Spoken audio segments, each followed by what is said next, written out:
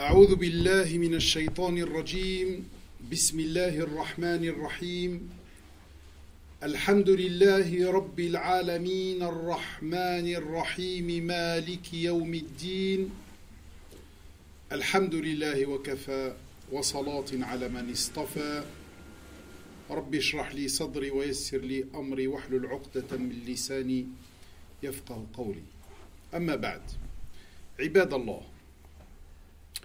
Toujours dans cette notion de l'ibada et l'application des ordres d'Allah. Mais souvent, on associe Allah Azza wa Jal des ordres qu'il n'a jamais donnés. Des instructions qu'il n'a jamais envoyées avec ses prophètes. La semaine dernière, nous avons vu le verset 4-34, Sourate An-Nisa, où nous avons vu ensemble qu'Allah Azza wa Jal n'a jamais dit de frapper les femmes. Aujourd'hui, j'allais passer à Iyyaka nasta'in, c'est-à-dire à l'aide d'Allah Azza wa Jal. Et j'allais entamer un sujet très important, c'est salat, le sens de salat, le wudu. Pourquoi on fait le wudu? Comment doit-on le faire? Qu'est-ce qu'on peut comprendre derrière cette salat rituelle? Mais malheureusement, les événements nous rattrapent et j'ai préféré continuer avec un dernier prêche dans la notion de l'ibada et je vais le consacrer aujourd'hui, Inch'Allah, au sujet du jihad dans le Coran. C'est un sujet très sensible, épineux, difficile à traiter. Il faut des heures et des heures. Pas un simple prêche. Mais je vais essayer un petit peu de rassembler tout cela, bien sûr, autour du verset d'Allah Azza wa Jal. Et on va commencer par comprendre le sens dans la langue coranique du mot jihad. On va voir ensemble le premier verset qui invite au jihad, c'est-à-dire le premier verset révélé au prophète alayhi salatu wassalam, où il y a l'ordre du jihad. Nous allons voir la philosophie du jihad chez le prophète alayhi salatu wassalam, le combat armé dans le Coran, le jihad dans la société selon le Coran, et on finit par traiter le verset 4 de la sourate Muhammad 47 alayhi salatu wassalam. فَإِذَا لَقِيتُمْ الَّذِينَ كَفَرُوا فَضَرْبَ الرِّقَابِ. Et nous allons voir ensemble, est-ce qu'Allah a vraiment ordonné de couper les têtes? Al-Jihad vient de cette racine jim-ha-da, qui donne un sens. C'est un mouvement illimité poussé. Ça, c'est le sens abstrait. Regardons dans le plus ancien dictionnaire arabe qui existe. Pour votre information, c'est celui de Al-Khalil ibn Ahmad al-Farahidi. Et lui, il a vécu entre 150 et 220 à peu près, après la mort du prophète alayhi salatu wassalam. يقول الجهد ما جهد الإنسان من مرض والجهد بلوغك غاية الأمر الذي تألو عن الجهد فيه وجهدت فلانا أي بلغت مشقته وأجهدته على أن يفعل كذا. Si on essaye de traduire ça, il dit Al-Jahd, c'est ce qui éprouve un humain suite à un déséquilibre. Marad, c'est le déséquilibre. Il dit aussi que le jahd, c'est arriver à l'arrêt de ce déséquilibre. On dit jahadtu une personne lorsque je mène à changer ou je le mène à changer, je l'amène à changer d'attitude. C'est ça le mot jahada pour Al-Khalil. Regardons ce mot de près. Jaha indique une direction. Hada indique une guidance. Et Jada indique grand. C'est pour ça qu'on dit Jaddi, c'est mon grand-père. Alors le jihad est d'une façon simplifiée, c'est user de grands moyens pour guider dans une bonne direction une personne, ou soi-même bien sûr, qui prend un mauvais chemin. Bien sûr, ce chemin mène au déséquilibre. regardez bien cette définition, elle englobe tous les sens de jihad dans le Coran. C'est vraiment sortir les grands moyens, aller au bout de nos capacités pour enlever un déséquilibre, un retour vers l'équilibre. Que ça soit en nous, et ça c'est le premier jihad qui est destiné à nous, ou par rapport à d'autres personnes, puisqu'on vit en société et malheureusement ce que fait l'autre nous atteint tôt ou tard. Est-ce que nous sommes en train de faire ce jihad, cet effort nécessaire pour remédier au déséquilibre qui règne en maître dans notre société? Des pauvres opprimés, un climat atmosphérique dégradé, une injustice établie. Est-ce que chacun de nous est conscient que Dieu va nous questionner sur notre jihad pour rétablir le salam et rendre justice?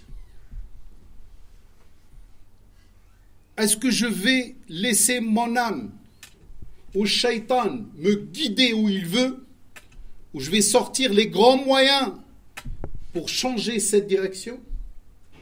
Chacun de nous doit se poser ces questions. D'ailleurs, ce qui atteste ce sens qu'on vient de voir, c'est le premier verset qui invite au jihad. Regardons ce verset de la sourate 25 et les versets qui le suivent. وَلَقَدْ صَرَّفْنَاهُ بَيْنَهُمْ لِيَذَّكَّرُوا فَأَبَى أَكْثَرُ النَّاسِ إِلَّا كُفُورًا. Premier mot, jihad, qui va apparaître dans le troisième verset, concerne déjà une relation avec le Coran. Nous avons mis le Coran à leur disposition afin qu'ils se rappellent, mais la plupart des humains ne font que le rejeter sciemment, le laisser de côté. Le verset 51, وَلَوْ شِئْنَا لَبَعَثْنَا فِي كُلِّ قَرْيَةٍ نَذِيرًا. Or, si nous avions voulu, dans chaque cité, nous aurions envoyé un avertisseur. Ça y est, il n'y a plus de prophète maintenant. Notre prophète maintenant, c'est le Coran. Le messager, c'est le Coran. Celui qui a rejeté le Coran, il a rejeté le messager. Il a rejeté les prophètes. Puisque c'est à travers ce Coran que Allah Azza wa Jal a préservé les instructions et les règles qui vont nous aider de vivre en paix et d'établir la paix et être des acteurs de paix des musulmans jusqu'au dernier jour de notre vie. Et Allah s'adressait à l'époque au prophète alayhi salatu wassalam, à la période mécoise, il lui dit فَلَا تُطِعِ الْكَافِرِينَ وَجَاهِدْهُمْ بِهِ جِهَادًا كَبِيرًا. Alors ne va pas dans le sens des négateurs, bien sûr de la vérité. Oppose-toi à eux avec ce Coran dans un immense jihad, c'est-à-dire use de ce Coran pour les guider dans une bonne direction. Al-Qur'an hujjatu man la hujjata lah. Le Coran, c'est la preuve tangible pour celui qui est démuni de preuves. Puisque le Coran est harmonieux. Il te donne la capacité d'atteindre la vérité. Rasoul alayhi salatu wassalam parlait du jihad dans un hadith que beaucoup connaissaient. On va se concentrer sur la traduction française, où Rasoul alayhi sallam donne simplement un exemple. Il nous prévient, vous êtes tous dans le même bateau. Ne crois pas en fermant les yeux, ou en disant que c'est l'autre qui fait. Ce n'est pas mon problème. Ou il y a une paresse qui m'attrape, et qui m'empêche de réagir. Quand il y a certains qui prennent une mauvaise direction, c'est pas ça qui va nous sauver. Rasoul alayhi sallam donne une parabole, un exemple. Un bateau occupé par deux groupes. Un groupe s'installe en haut et un groupe s'installe en bas. Ceux du bas, par un bon sentiment, ils ne voulaient pas déranger ceux du haut. Qu'est-ce qu'ils ont dit? Ils ont dit qu'à chaque fois qu'on cherche de l'eau, nous allons déranger ceux du haut. Ils ont trouvé une solution, c'est faire un trou en bas pour avoir directement accès à l'eau. Et Rasoul alayhi salatu wassalam précise et dit que si ceux du haut les laissent faire, tous ils vont couler. Et ça c'est sunnat Allah wa lan tajida li sunnati Allahi tabdila. Ça c'est la sunna d'Allah azza wa jal dans sa création. C'est comme ça. Vous êtes un groupe, certains font quelque chose de mal, prennent une mauvaise direction. Si vous ne réagissez pas, ne croyez pas que vous allez être sauvés. Tous, vous allez couler ensemble. Et voilà cette philosophie du jihad. Chez le prophète, alayhi salatu wassalam, qu'on lui attribue aussi le hadith qui dit « Nous rentrons du petit jihad, quand il était en guerre contre les négateurs, vers le grand jihad. » Le grand jihad, il est surtout dans la société. Alors, quelle est cette notion de combat armé dans le Coran? Bien sûr, on en parle beaucoup et on croit que le Coran est plein de versets qui incitent au meurtre, qui incitent au combat. Alors que non. Il se compte sur les doigts de la main. Et chaque verset, on ne peut pas le sortir de son interprétation d'origine, car celui ou l'auteur de ce livre, c'est Rahman Rahim, le tout rayonnant d'amour. Allah Azza wa Jalla dit وَقَاتِلُوا فِي سَبِيلِ اللَّهِ الَّذِينَ يُقَاتِلُونَكُمْ وَلَا تَعْتَدُوا إِنَّ اللَّهَ لَا يُحِبُّ الْمُعْتَدِينَ. J'ai juste choisi ce verset. Et combattez dans le chemin d'Allah ceux qui vous combattent et ne transgressez pas. Que dit exactement ce verset? 1. Et combattez, c'est-à-dire diminuez la force de l'autre, affaiblissez-le, ne le laissez pas agir. Voilà le premier sens qui apparaît déjà. 2. Ça doit être dans le chemin d'Allah, en allant dans le sens de ce que veut Dieu. Pas pour la vengeance, pas pour le pouvoir, pas pour l'argent, pas pour l'assouvissement de sa propre violence. Ça doit être fi sabilillah. Le but est simple.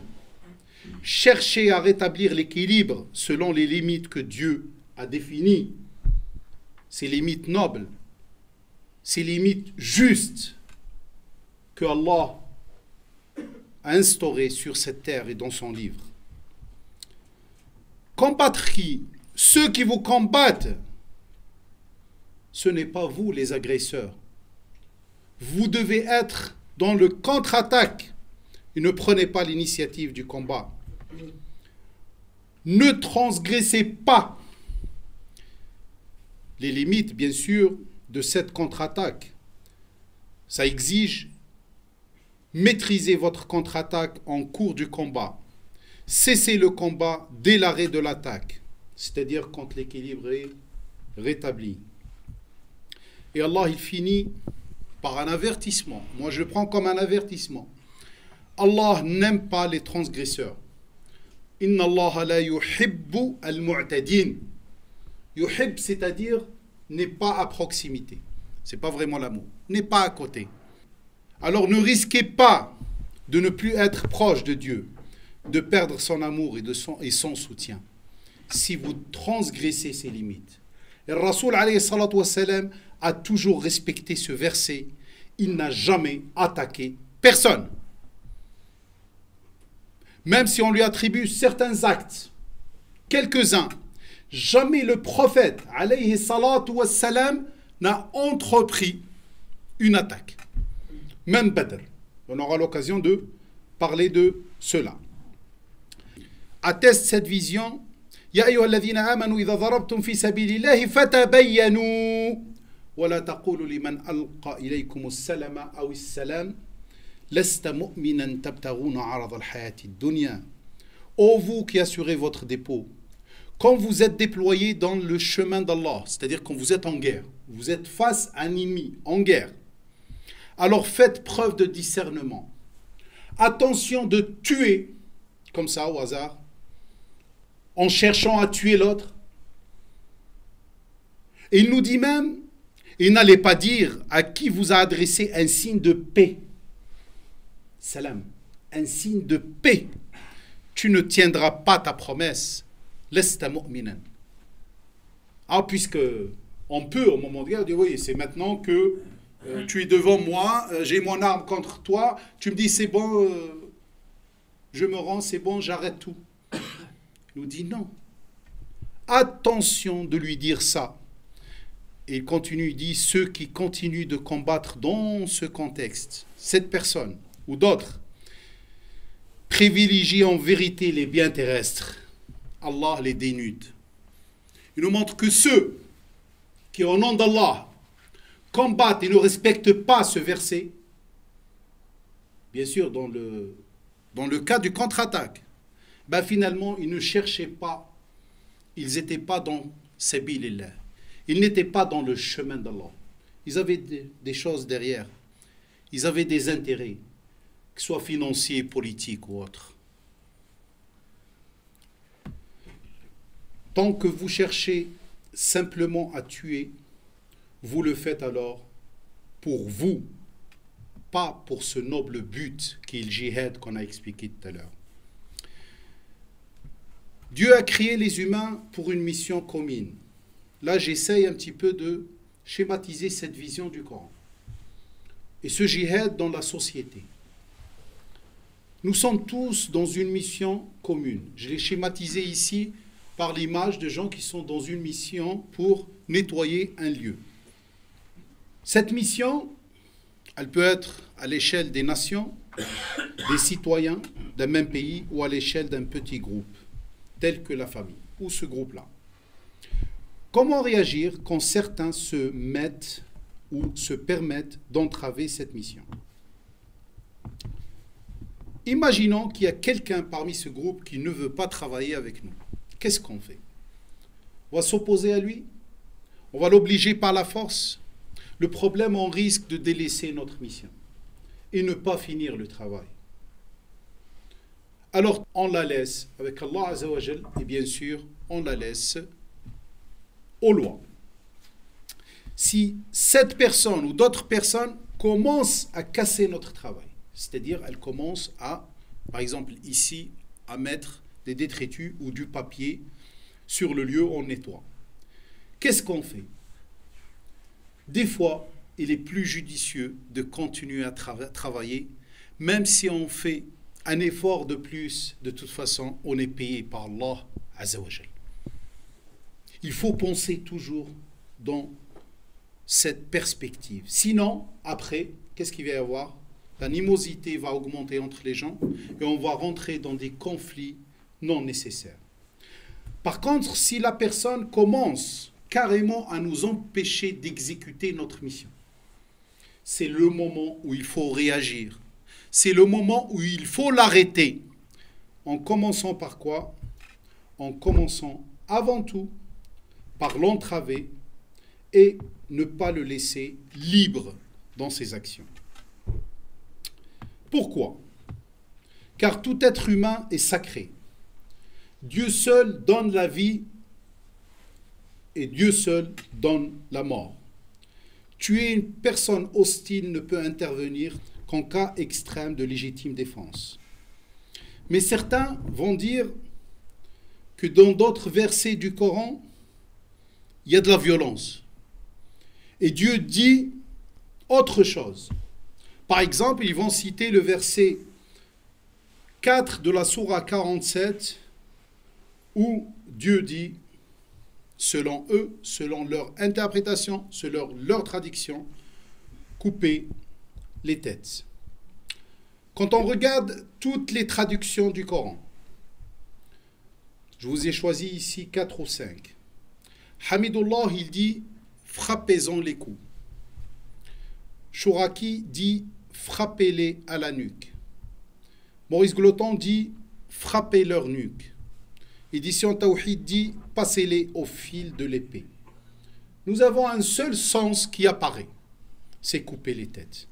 D'ailleurs, quand on regarde tous les tafassirs qui existent, sans exception, sauf celle de Al-Hawari, où c'est pas très très clair. Je vous ai pris un exemple ici, Tafsir Ibn Kathir, le plus connu, le plus traduit, où il dit « Fahsuduhum hasdan » faucher leur tête. Le problème avec cette interprétation, c'est qu'il y a pratiquement un consensus, à part certains comme Samir Islambouli, Shahrour et d'autres, qui n'ont pas donné ce sens. La majorité ont donné ce sens. Examinons avec minutie ce verset. Tadabbur. Tadabbur, c'est parmi les techniques qu'à chaque fois je vous donne quand on veut traiter avec le Coran, quand on essaie de comprendre le Coran. Tadabbur, il est ouvert à tout le monde. Simplement, il faut lire le texte en français et en arabe. Et on va le voir ensemble. Vous avez ici le verset. Lorsque vous rencontrez au combat ceux qui ont mécru, déjà c'est les négateurs, c'est pas celui qui ne pense pas comme moi. Frappez-en les coups. D'accord. Allah nous dit, coupez leur tête. Puis quand vous les avez dominés, enchaînez-les solidement. Déjà les contradictions commencent. Puis, quand vous les avez dominés, enchaînez-les solidement. Ensuite, c'est soit la libération gratuite, soit la rançon. Et vous remarquez que Allah incite à la libération gratuite avant la rançon. C'est contradictoire par rapport à quelqu'un qui nous dit couper les têtes. Jusqu'à ce que la guerre dépose ses fardeaux. Et après, Allah nous explique pourquoi il nous demande ça. Il en est ainsi car si Allah voulait, il se vengeait lui-même contre eux. Mais c'est pour vous éprouver les uns par les autres. C'est-à-dire, si Allah le voulait, il aurait lui-même tué ces gens-là. Pourquoi il nous incite au début de leur couper la tête? Et ceux qui seront tués dans le chemin d'Allah, il ne rendra jamais vaines leurs actions. Pour faire vite, puisque le temps malheureusement nous rattrape, remarquez que le verset 47.3, il y a le mot daraba, yadribu, le même mot qui est utilisé pour dire frapper ici, et la traduction c'est proposer. On a déjà vu ce mot la dernière fois. Tout le problème dans ce verset vient de deux mots. Le mot darb, qui est traduit par frapper, et le mot riqab, qui est traduit injustement, et je dis injustement, par coup. Ces deux mots sont cités 58 fois dans 54 versets, c'est-à-dire le mot darb, et 24 fois dans 20 versets, le mot riqab. On a déjà vu le mot daraba, et j'ai déjà prouvé dans le dernier prêche que le mot darb, c'est se déployer activement afin de faire évoluer une situation.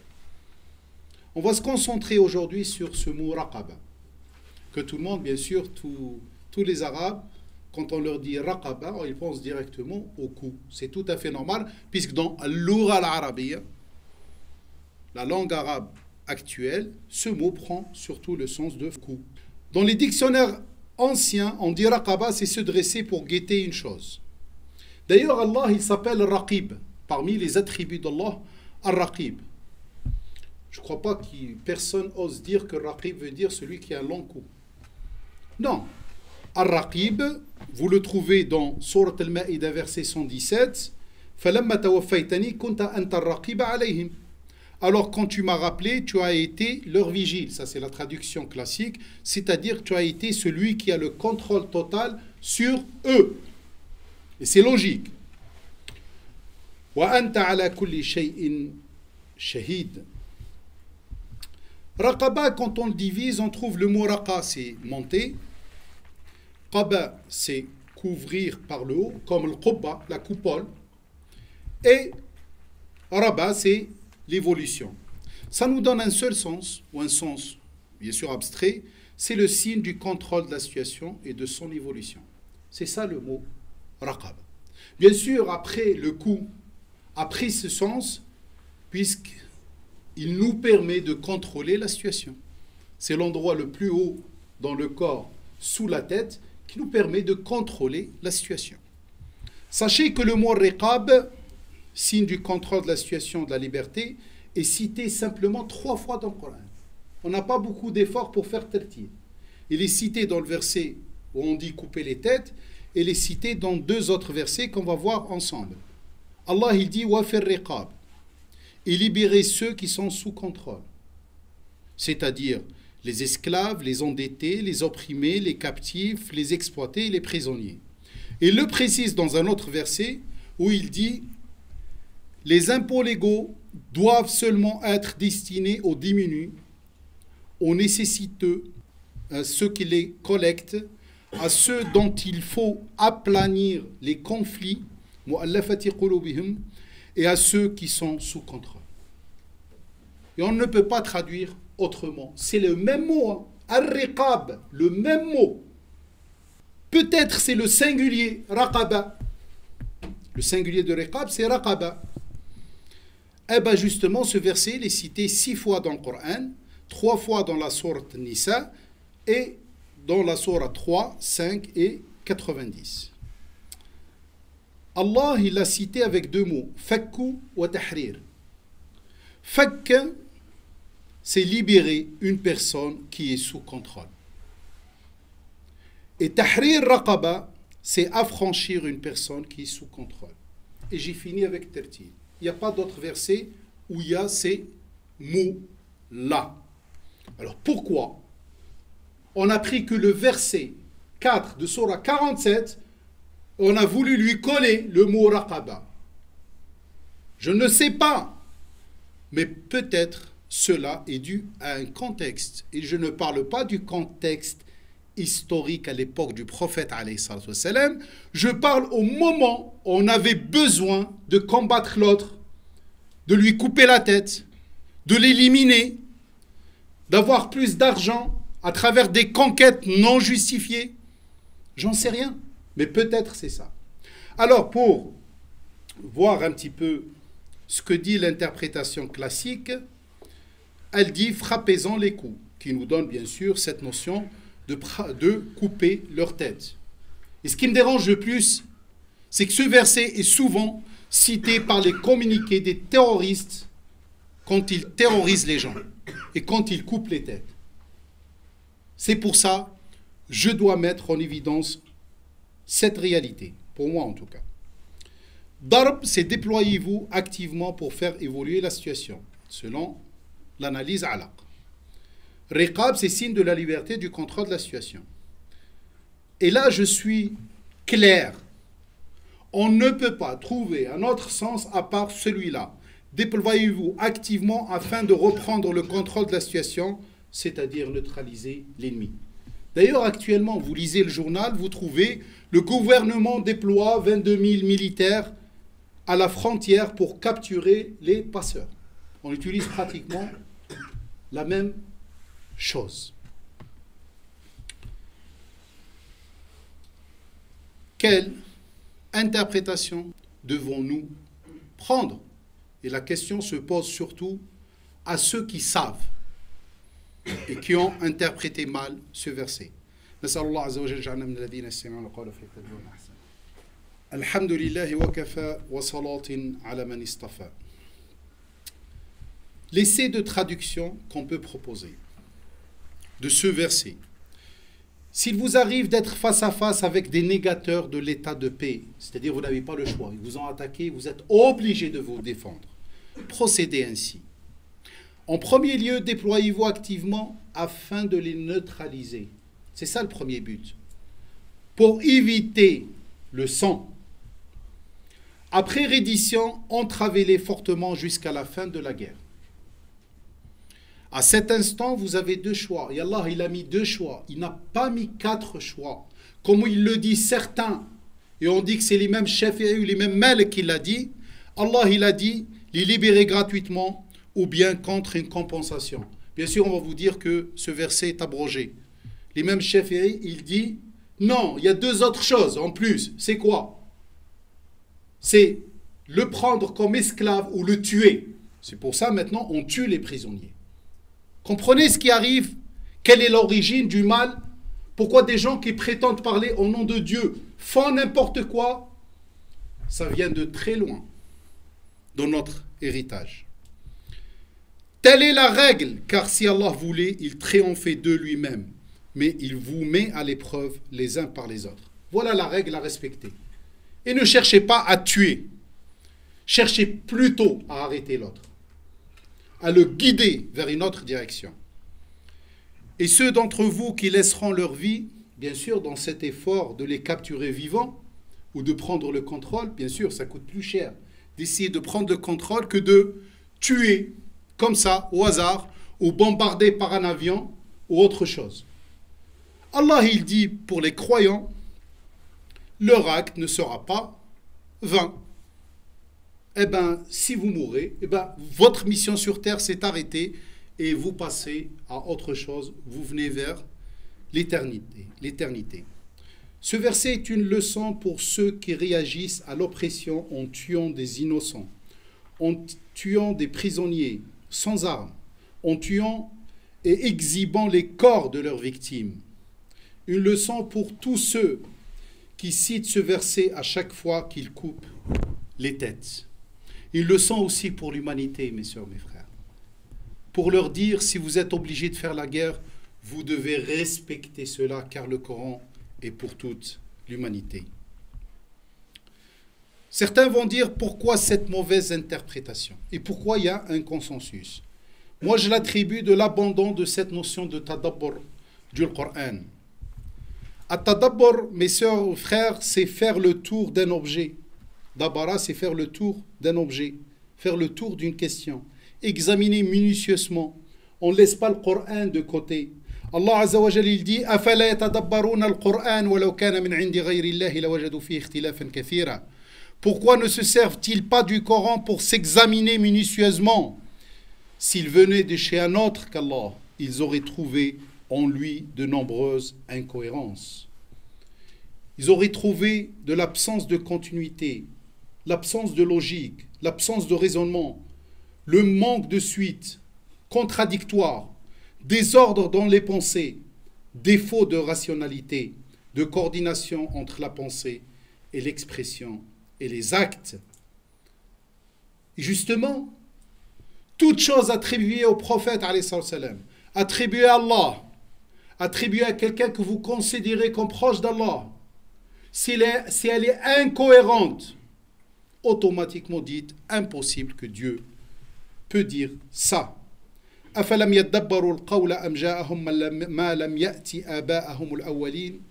Ne prennent-ils jamais du recul sur le dîn, attribué à Dieu bien sûr, ou bien leur est-il advenu ce qui n'était jamais arrivé à leur premier père? Rasoul alayhi salatu wa salam, kana khuluquhu al-Qur'an. Il prenait le Coran, il fait élever ses compagnons. أَفَلَا يَتَدَبَّرُونَ الْقُرْآنَ أَمْ عَلَى قُلُوبٍ أَقْفَالُهَا. Pourquoi ne se servent-ils pas du Coran pour s'examiner minutieusement, ou bien les cœurs sont-ils fermés par des couvertures? Vous savez, c'est quoi ces couvertures? Ces couvertures, ils sont très simples. On a préféré contredire, dire des bêtises attribuées à Allah, et on ne voulait pas contredire nos ancêtres. Voilà dans quel état nous sommes. On est fermé à toute nouvelle réflexion puisqu'on se dit impossible que nos ancêtres ont fait des erreurs. Wallahu a'lam. نسأل الله عز وجل أن يجعلنا من الذين يستمعون القول فيتبعون أحسنه. ربنا لا تزغ قلوبنا بعد إذ هديتنا وهب لنا من لدنك رحمة إنك أنت الوهاب. ربنا إننا آمنا فاغفر لنا ذنوبنا وقنا عذاب النار. ربنا آمنا بما أنزلت واتبعنا الرسول فاكتبنا مع الشاهدين. ربنا اغفر لنا ذنوبنا وإسرافنا في أمرنا وثبت أقدامنا وانصرنا على القوم الكافرين. ربنا ظلمنا أنفسنا وإن لم تغفر لنا وترحمنا لنكونن من الخاسرين. ربنا افتح بيننا وبين قومنا بالحق وأنت خير الفاتحين. ربنا لا تجعلنا فتنة للقوم الظالمين ونجنا برحمتك من القوم الكافرين. ربنا آتنا في الدنيا حسنة وفي الآخرة حسنة وقنا عذاب النار. سبحانك اللهم وبحمدك نشهد أن لا إله إلا أنت نستغفرك ونتوب إليك وقوموا إلى صلاتكم يرحمنا ويرحمكم الله. Ceux qui communiquaient les messages d'Allah le craignaient et ne redoutaient nul autre qu'Allah, et Allah suffit pour tenir le compte de tout.